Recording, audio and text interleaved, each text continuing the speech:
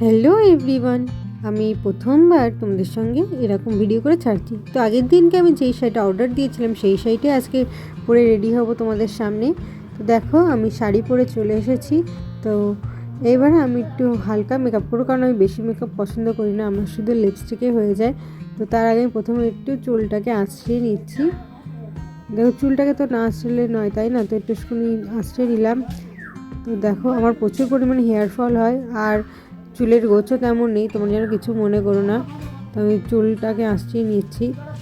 আর কালকে যেন আমি কী করেছি, মা বাড়িতে ছিল না, তাই দেখে আমি তো আনন্দে আত্মহারা। আমি চুলের আগাগুলো যেহেতু ফেটেছিল, মানে আমার চুলের আগাগুলো ফেটেছিল, তো সেই কারণে আমি সেই চুলের আগাগুলোকেও কেটে দিয়েছি। আর দেখো আমার চুল আঁচড়ানো ইতিমধ্যে কমপ্লিট। তো এবার আমি একটু লাল টিপটা পরে দেখছিলাম যে কেমন মানায় কিনা। তো মনে হলো যে বিচ্ছিরি লাগছে, তাই আমি আবার খুলে রেখে দিলাম। তো তারপরে আমি একটু লিপস্টিকটা পরে নিলাম। দেখো আমি একটা কালার দিয়ে পরতে ভালোবাসি না, দুটো কালারই দিই। তো একটা বেগুনি কালার দিলাম, আর একটা হচ্ছে রেড কালার দিলাম। দিলে একটা খুব সুন্দর একটা মিষ্টি কালার চলে আসে। তো তাই আমি দেখো কীভাবে পরছি তোমাদের দেখিয়ে দিলাম। তোমরা চাইলে ট্রাইও করতে পারো, এই আইডিয়াটা ফলো করতে পারো। তো আমার কাছে সবই অল্প দামি লিপস্টিক, কারণ আমি লিপস্টিকগুলো কিনেছিলাম অনেক ছোটোবেলাতেই।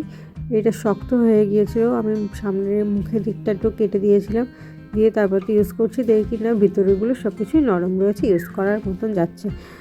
আমি লিপস্টিক তেমন পরিও না, তার জন্য আমি কিনিও না।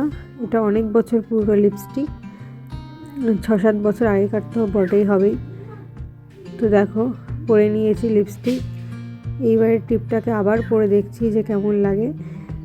তো দেখো বিচ্ছিরি লাগছে, টিপটা পরে মানাচ্ছে না, তাই আবার খুলে রেখে দিলাম টিপটাকে।